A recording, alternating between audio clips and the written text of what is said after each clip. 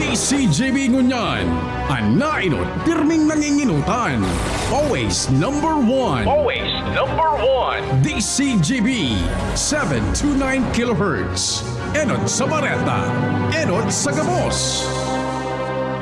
Ang DCGB aktibong membro yan kan kapisanan ng mga broadcasters ng Pilipinas ang KBP, Philippine Standard Time halay sa Pag-asa, alas 5:01 nin pagkahapon. Alas 5 ning hapon, oras na para aramon ang mga maiinit na bareta kanal daw na maruluwas sa agas sa mga periodiko, radyo asin telebisyon. Erot na madadangog ngunyan sa DZGB Bareta alas 5. Mga bareta ngunyan para sa aga. Erot na tinipon sa DZGB Newsbase. DZGB Bareta alas 5. Kaiba ang field reports kan Mega Force Patrol. Halik sa iba-ibang parte kanalbay asin kabikolan. Ngunyan, uya ang sa idong tagapagbareta.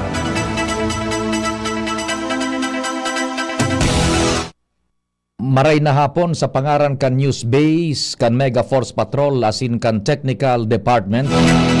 Ako po ang sa indong magiging tagapaghatod bareta, si Pio Fernandez. Enot sa detalyes kan mga bareta sa lado lokal, nasa linya ang Mega Force Patrol. Si Angel Mustasa. Angel, maray na hapon. Please go ahead. Una kan Department of Social Wealth and Development Bicol ang tabang pinansyal na sa kantidad nasa 2,000 pesos sa ilalim kan Unified Package for Livelihood Industry, Food and Transport o Uplift Program sa 459,571 na mga Bicolano hali sa target na 498,350. Sa ilalim kan nasabing programa sigun kay DSWD Regional Director Norman Laurio kay ban sa mga natawan kan nasabing asistensya and one-time subsidy man para sa mga 4Ps o mga miyembro kan Pantawid Pamilyang Pilipino Program asin walang gutom program mientras na ang mga nasa near poor o poor basado naman sa resulta Community-Based Monitoring Survey kana PSA asin ang low-income earners hali sa mga miyembros kan Social Security System ang mga karasibin ng tabang pinansyal sa sa Disyembre. Sinabi kan ahensya na nasabing asistensya ang may katuyuhan na matabangan man ang mga apektadong sektor lalo na nagpapadagos sa rebook sa medyo urante kung sina apektar ini sa mga presyo kan mga barakalon. Nagdag na bareta, Angel Mustaza, DCGB News. Thank you so much, Angel, sa dagdag na istorya hali dyan sa luwas. Mientras tanto, diretso pa kan mga informasyon sa Mega Force Patrol. Nasa linya man si kumpadreng Al Armario Padingal. Marhay na hapon. Please go ahead man.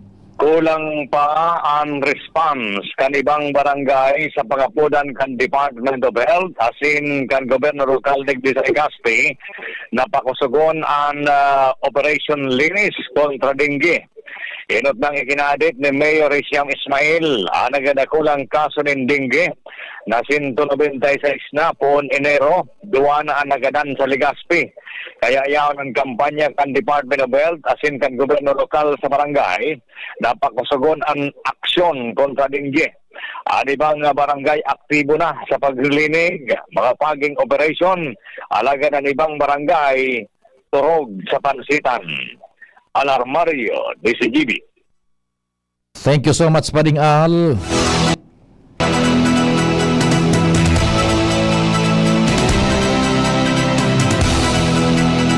Ngunyan sa detalyes kan mga bareta sa lado nasyonal, masaangat nin reklamo sa National Police Commission o NAPOLCOM ang Bureau of Customs o Aduana kontra sa Philippine National Police Highway Patrol Group o PNP-HPG ngunyan na semana.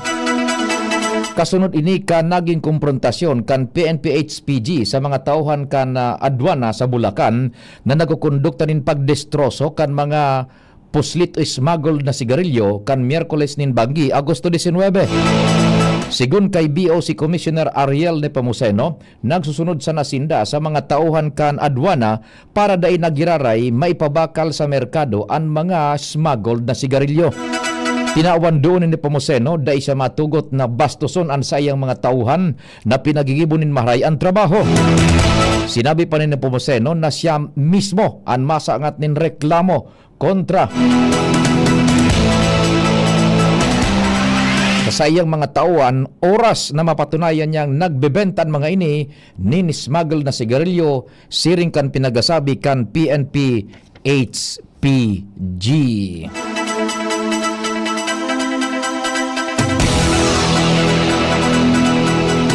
Mientras tanto, inako ni dating Special Disbursing Officer SDO Gina Acosta na nakatuda na ninda sa Davao City asin sa opisina kan Vice Presidente na magtao nin confidential funds sa sarong security officer. Sa ika-17 aldaw kan impeachment trial para sa direct examination kan prosekusyon kay Acosta, kinwestiyon ni Attorney Amando Ligutan kung modus operandi ba ninda sa Davao asin sa opisina kan Vice Presidente na itatao ang confidential fund sa security officer na bako banded asin babawion ang acknowledgement receipt na patunay sa pagresibi nin fondo.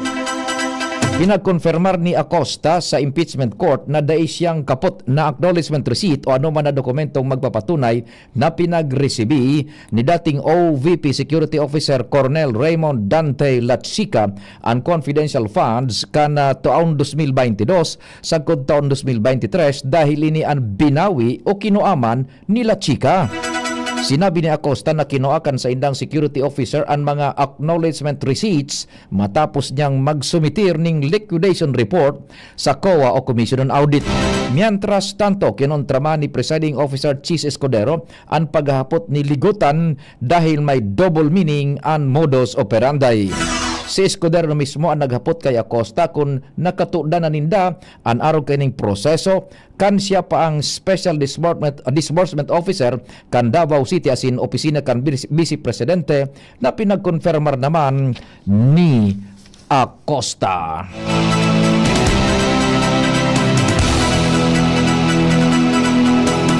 Mientras tanto, sa mga may relasyon pang bareta, natino ni Private Prosecutor Abogado Amando Ligutan ang paurotro na simbag ni dating Special Disbursement Officer kan opisina kan Vice Presidente na si Gina Acosta sa pagpapadagos kan impeachment trial ni Vice Presidente Sara Duterte. Sinabi ini ni Ligutan matapos na sa giraray na ipahayag ni Acosta na si ex-VP Security Officer Colonel Raymond Dante Lachica ang nakakaaram kung saan dapat gamiton ang confidential funds.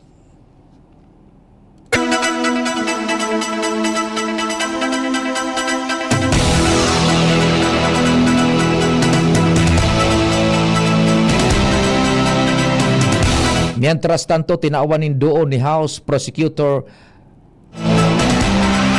Representante Terry Ridon na smoking gun ang testimonya ni dating Office of the Vice President Special Disbursing Officer Gina Acosta sa impeachment trial ni Vice Presidente Sara Duterte.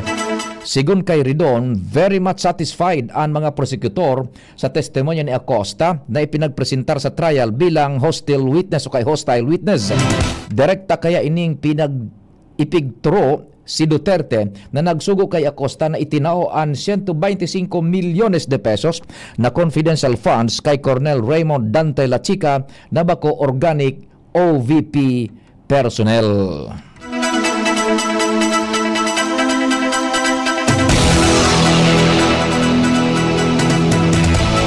Mientras tanto, nagkapirang beses na sinabi kan dating Office of the Vice President Special Disbursing Officer na si Gina Acosta sa pagpapadagos kan impeachment trial ni Vice President Sara Duterte na daing niya na marumduman ang nagkapirang detalye katakod kan confidential funds na ipinagtagama sa Davao City kan panahon pa na alkalde pa sana ang Vice Presidente.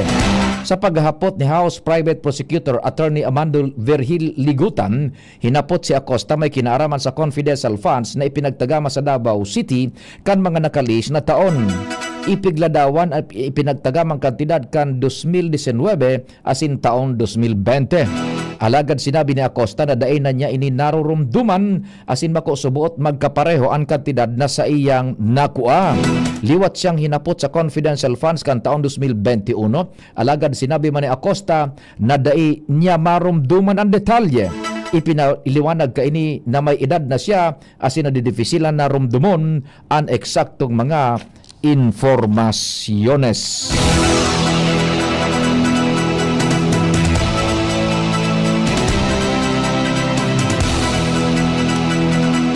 Mientras tanto, naghanda na ang Opisina kan Defensa Civil o kaya OCD sa posibleng efekto kan habagat asin pigubantayan na tulong bagyo sa luwas kan Philippine Area of Responsibility. Nagsagibo naman ang ahensya ning Pre-Disaster Risk Assessment o PDRA kasabay an manlaylay na ahensya kan gobyerno asin mga lokal na gobyerno bilang preparasyon sa pinaglalauman na maraot na panahon. Sigun kay OCD Assistant Secretary Bernardo Rafaelito Alejandro IV, posibleng magpuon ang monsoon rains ngunyan na Lunes o Martes asin magpapadagos hasta Huwebes o Biyernes kan simana. Posible man na magkaw sa ininin mga pagbaha, pagrasay ning daga, paglangkaw kan level nin tubig sa mga salog, asin makaapektar sa transportasyon pati naman sa agrikultura. Siniguro ni Commission on Elections Chairman Abogado George Erwin Garcia na daay masasayang ang mga naghanda na election paraphernalias en kaso daay madagos ang barangay asin sanggunian kabataan elections ngunya na taon. Ibubugtak na mo na sa Comelec Warehouse sa Binyan asin Kabuyaw sa Laguna ang mga balota, dokumento asin vote counting machines mantang pwede pang magamit sa oras na madagos ang eleksyon. Sa ngunyan, daay pa ning pinal na desisyon asin padagos pa ining pinag-adalan kan Kongreso. Mabultan detalyes kan mga bareta, pakalis kan nagkapirang pagirumdum. Jericho Rosales po! Ibang level na tayo! For liver health, Silimarin plus multivitamins Liverade Pro. I take it every day with proper diet and exercise. Ang Liverade Pro ay maaaring makatulong sa proteksyon ng atay at support and aid sa treatment ng chronic inflammatory conditions tulad ng fatty liver. Mag-liver up na! Silimarin plus multivitamins Liverade Pro. Silimarin plus multivitamins is the generic name of Liverade Pro. If symptoms persist, consult your doctor. Proteksyon at tulong sa atay, Liverade Pro. May Silimarin, may multivitamins pa. Liver up na tayo with Liverade Pro.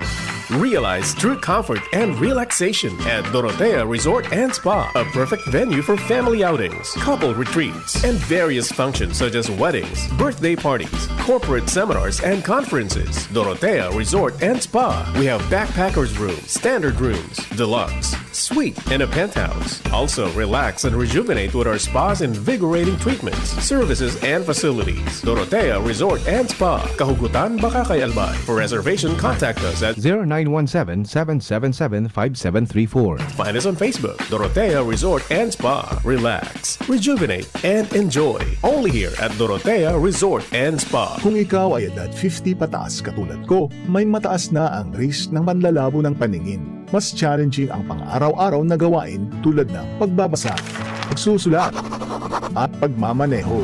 Ang Optin ay may lutin na maaari makatulong sa kalusugan ng mata, nilalabanan ang epekto ng glaucoma, macular degeneration at katarata. Kitang-kita ang kalusugan. Mabibili ang Optin sa mga pangunahing butika nationwide. Mahalagang paalala, ang Optin ay hindi gamot at hindi dapat gamitin panggamot sa anumang uri ng sakit. Ready to experience exciting rewards and luxury gaming? With New Star Online, get a chance to win through multiple daily leaderboards, from bingo big wins and daily bets to daily claim and welcome rewards, plus a variety of rewarding promotions available every day. Download the New Star Online app now and elevate your gaming experience with more daily rewards. For EGLD reference number MKTG-2026-0940, 0941, 0943, 0946, 0947, 0949, and MKTG 2026-1210. Gambling is for persons 21 years old and above only. Gambling can be addictive. Know when to stop. Email responsiblegaming@pagcor.ph. Discover the beauty of playing brightly with New Star Online. Luxury entertainment now in your hands. Gambling is for 21 years old and above only. Gambling can be addictive. Know when to stop. Email at responsiblegaming@pagcor.ph. Attention! Attention! Mga parantabay, may marhay na bareta. Ang DZGB nasa cellphone na! Yes po! Madadangog na ang DZGB sa saindong mga cellphone. Sa katuyuhan na mas lalo kamong mapagserbihan asin dagdag na konbinyensya sa saindo gabos, ang DZGB pwede nang ma-access sa paagi kan sa indong cellphone. I-download lang sa saindong mga Android phone ang DZGB app sa paagi kang Google Play Store asin Apple App Store asin nanapo ng DZGB Live. I-install sa saindong gadget asin malinig nindong madadangog ang ang DZGB. Libre po ini. DZGB. Number 1 na, may Facebook Live pa. Ngunyan, may DZGB Live app na. O, ano pang pighahalat nindong mga paraan tabay? Download na! DZGB News Minded.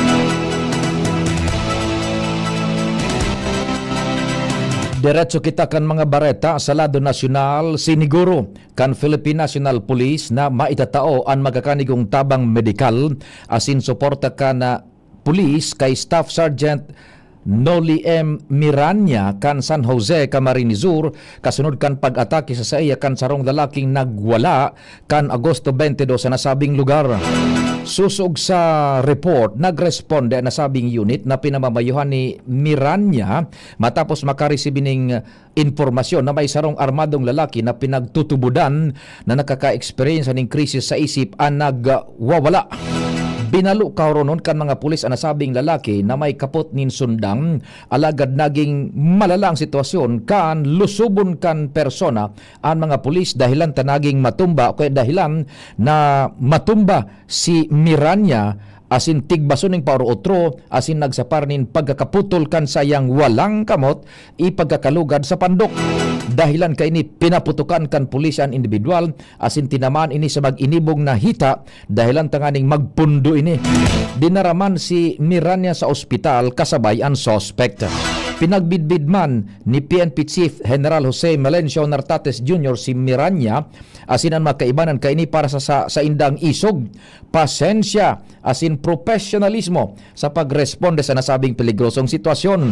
Dagdag pa niya nagpapahiling sa naininin peligro na pinagkakampang kan mga kapulisan sa mga pinagigibong operasyones.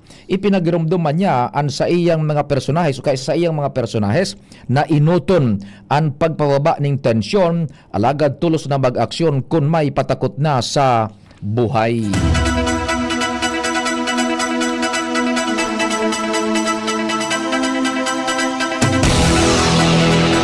Mientras tanto sa iba pang bareta, ipinag-oktaban na kan Departamento de Edukasyon ang nationwide simultaneous school safety drill for active attack incidents na nakatalaan sa aga Agosto 25. Sigun sa DepEd, dahilin ini kan maraot na panahon asin pagkanselar kan face-to-face classes sa nagkapirang lugar sa Pilipinas.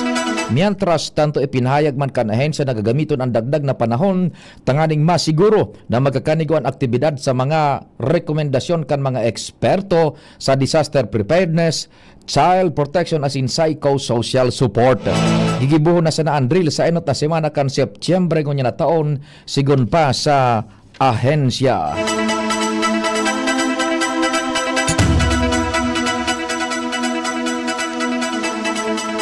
Nagpatandid man ang Philippine Postal Corporation o PhilPost sa publiko katakod kan mga naglalakop na pekeng text messages o smishing na nagagamit sa pangaran kan ahensya ngani na makapanloko asin maghabon nin mga personal asin pinansyal na informasyones. Sigun sa PhilPost, kumon na o kaya kumon na nagpapadara ang mga scammer ning mensahe kasabay kan kadudadudang mga link. Pigtataram sa nasabing text na may problema na delivery kan parcel dahilan sa kulang na address o kinakaipuan na magbayad tulos nin redelivery fee gamit ang credit o debit cards. Pinaglinaw kan ahensya na bako inihali sa sainda ang nasabing mga mensahe hulita dae noarin man naghahagad ang PhilPost nin mga sensitibong detalyes arog kan bank account numbers as in card information, passwords as in one-time passwords o OTP sa paagi nin text messages.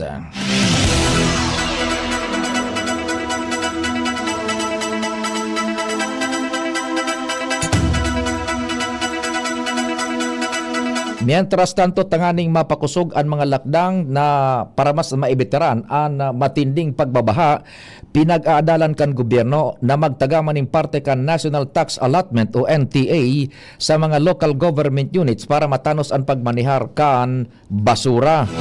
Ina ni panahayag na Executive Secretary Ralph Recto kasunod kan ipinaapod na diskusyon sa Malacanang tanganing masolusyonan ang illegal na pagtatapok nin basura na nagiging kausa kan pagbaha.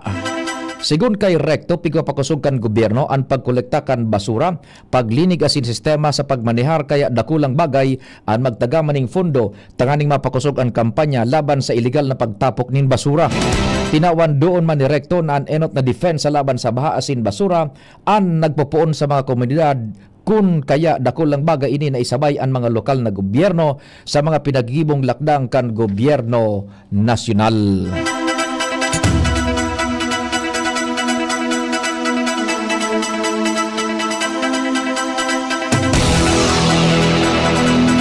Nakisumaro si Vice Presidente Sara Duterte sa selebrasyon kan buwan ng wikang pambansa ngunya na Agosto. Kasayang mensahe pinag-ingkaminar kan Vice Presidente ang mga Pilipino na padaguso naggamiton asin pakusugon ang wikang Filipino. Kasabay kan makaskas na pag-uswag kan artificial intelligence asin iba pang makabagong teknolohiya. Pinag-unambitan man ni Duterte ang mga overseas Filipino workers kung saan sinabi niyang nagsisirbing istaran ang sa diring lengguwahe sa inman sinda mapaduman.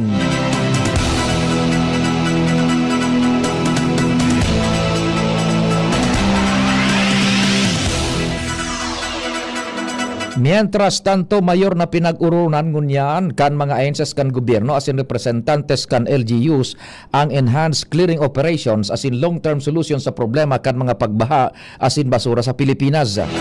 Pinanghinutan ini ni Executive Secretary Ralph Recto kung saan nangapudan siya sa mga Pilipino na makisumaro sa espersos kan gobyerno asin bagon ang kultura sa pagtapukan basura. Sa irarom kan Oplan kontrabaha kan Departamento kan Obras Publikas katabang ang MMDA asin mga LGUs all out ang paghiro kan gobyerno para sa clearing, declogging asin desilting operations.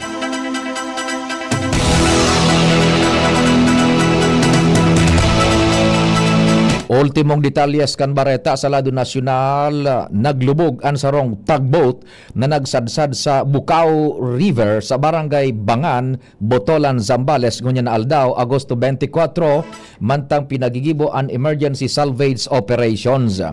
Sigun sa Philippine Coast Guard Zambales, tulos sindang nagresponde matapos maresibi ang report manunungod sa nasabi ng insidente.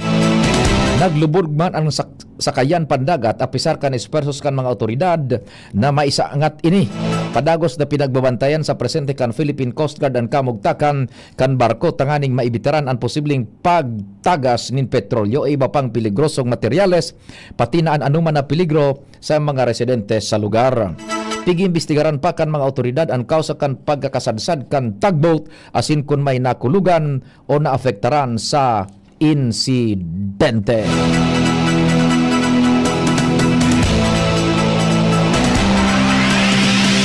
Sa pangarang ka nagsururat kan informasyon sa Panginotian News Director Mardela, Jen Matthew Balyaran, Mega Force Patrol, sa Master Control si Tata June Napolis, sa IT si Jerome Nico Martinez asin si EJ Bremen. Ako po si Pio Fernandez. Salamat, Diyos marhay na hapon. Attention! Attention! Mga paraantabay, may marhay na bareta. Ang DZGB nasa